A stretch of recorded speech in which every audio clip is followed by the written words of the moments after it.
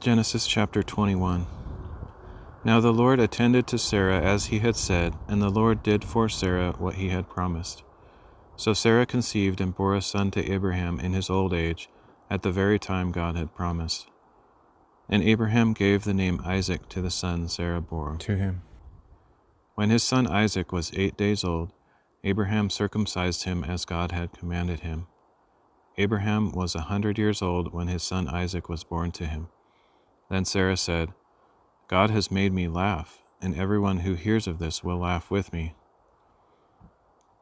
She added, Who would have told Abraham that Sarah would nurse children? Yet I have borne him a son in his old age. So the child grew and was weaned, and Abraham held a great feast on the day Isaac was weaned. But Sarah saw that the son whom Hagar the Egyptian had borne to Abraham was mocking her son. And she said to Abraham, Expel the slave woman and her son, for the slave woman's son will never share in the inheritance with my son Isaac. Now this matter distressed Abraham greatly, because it concerned his son Ishmael. But God said to Abraham, Do not be distressed about the boy and your maidservant. Listen to everything that Sarah tells you, for through Isaac your offspring will be reckoned.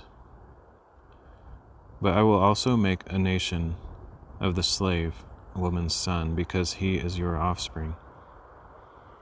Early in the morning Abraham got up, took bread and a skin of water, put them on Hagar's shoulders, and sent her away with the boy.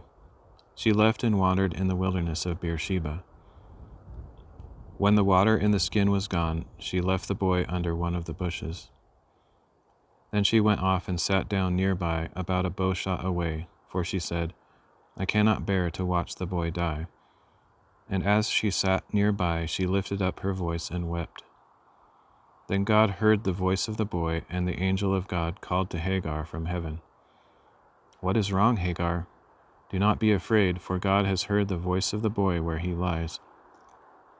Get up, lift up the boy, and take him by the hand, for I will make him into a great nation. Then God opened her eyes, and she saw a well of water. So she went and filled the skin with water, and gave the boy a drink. And God was with the boy, and he grew up and settled in the wilderness, and became a great archer. And while he was dwelling in the wilderness of Paran, his mother got a wife for him from the land of Egypt.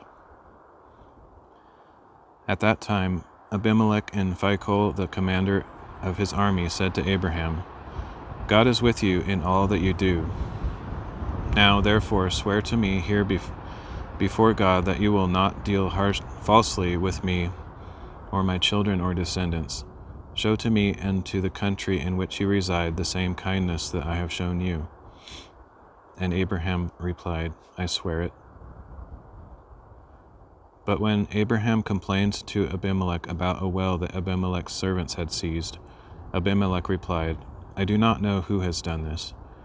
You did not tell me, so I have not heard about it until today. So Abraham brought sheep and cattle and gave them to Abimelech, and the two men made a covenant. Abraham separated 7 ewe lambs from the flock, and Abimelech asked him, Why have you set apart these 7 ewe lambs? He replied, You are to accept the 7 ewe lambs from my hand as a witness that I dug this well. So that place was called Beersheba, because it was there that the two of them swore an oath. After they had made a covenant at Beersheba, Abimelech and Phicol, the commander of his army, got up and returned to the land of the Philistines.